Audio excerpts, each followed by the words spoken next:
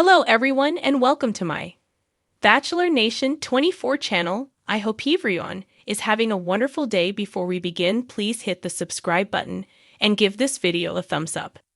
The Curse of Oak Island. Team finds silver and gold medals and an artifact that could date back to 12th century. This week on The Curse of Oak Island, the guys found multiple artifacts that featured precious metals such as silver and gold, and they found another item that could date back to the 12th century. Also, this week, a researcher into Freemasons and symbols asked the guys if he could search the island for the Ark of the Covenant. The archaeologists came up winners this week. Jamie Kuba found a piece that was 90% silver. The hand-forged piece was likely part of a decorative tassel.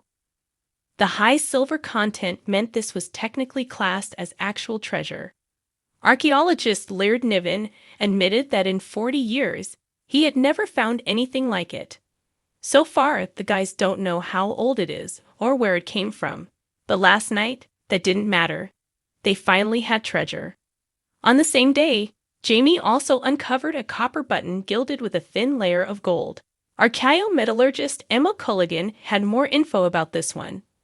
She said it was likely an 18th century British artifact and probably belonged to a naval officer or someone of equally high standing. Emma was also on hand to examine another Lot 5 artifact recovered last week by Helen Sheldon. And this large hand-wrought iron spike threw up quite a surprise. Emma claimed that the high sulfur content and lack of manganese combined with the purity of the iron meant it likely dated back to the 1100s to the 1300s. Once again, the 13th century time frame keeps popping up. The object is a bit mysterious because they don't know its function. It's too thin to be a nail, and it's not a file, so more study is needed. All these items were found buried in the stone foundation on Lot 5. Icon and symbol expert says the Ark of the Covenant is buried on Oak Island.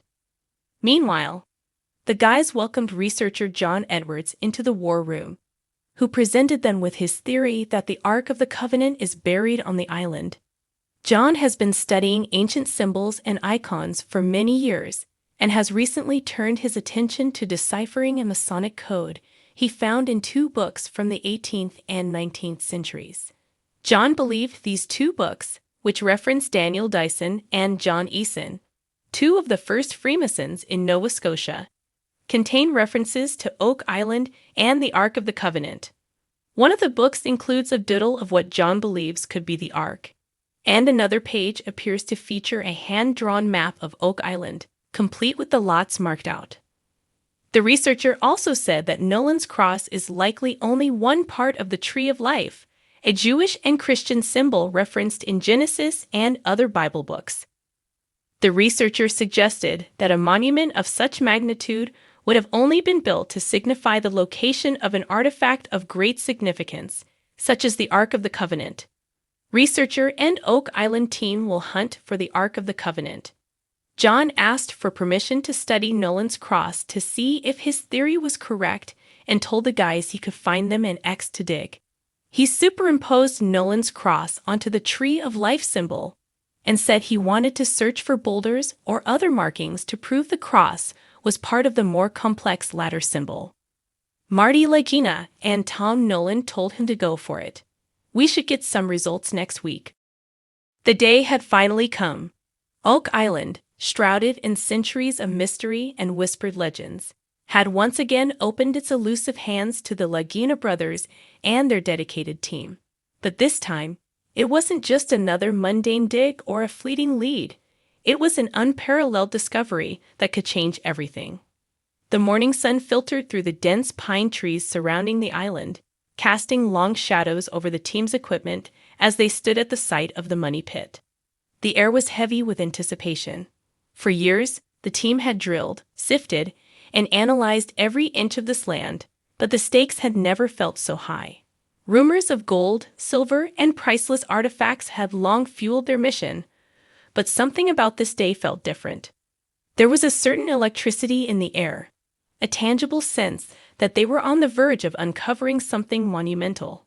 Rick Lagina was the first to descend into the shaft that had been the epicenter of their latest dig. The ground had been particularly unyielding this time, as if it was reluctant to give up its secrets. With every step Rick took into the depths, his heart pounded louder, matching the rhythmic thudding of the excavator above. The walls of the pit were damp, cold, and slick with mud, but Rick's determination kept him steady. Marty and the rest of the team were positioned at the top, monitoring his every move with bated breath. And then it happened. Rick's troll hit something metallic. The sharp asterisk clink asterisk echoed through the narrow chamber like a beacon. His hand trembled slightly as he brushed away the mud to reveal a glimmering object beneath. His voice cracked with emotion as he called up to Marty. "We've got something."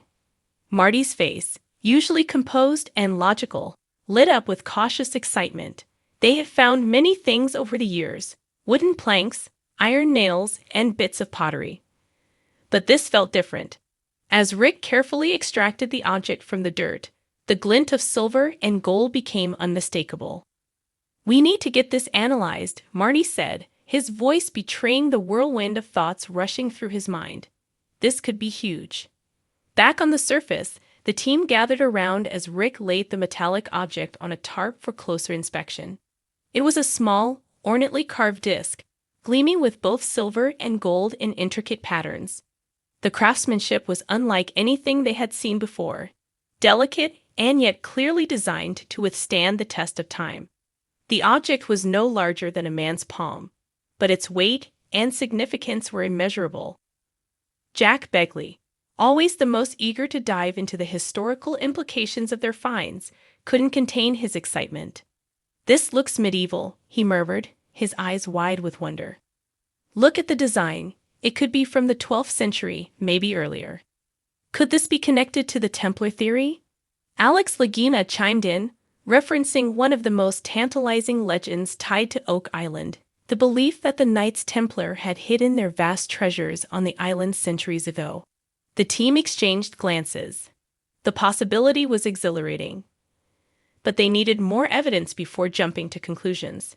They called in a team of experts, metallurgists, archaeologists, and historians, to analyze the newfound treasure. The hours stretched into an eternity as they waited for confirmation.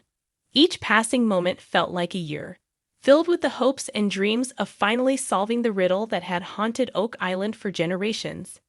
As the experts set up their equipment and began their analysis, Marty and Rick took a step back, quietly absorbing the weight of what they had potentially uncovered.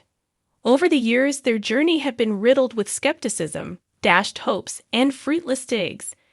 But today was different.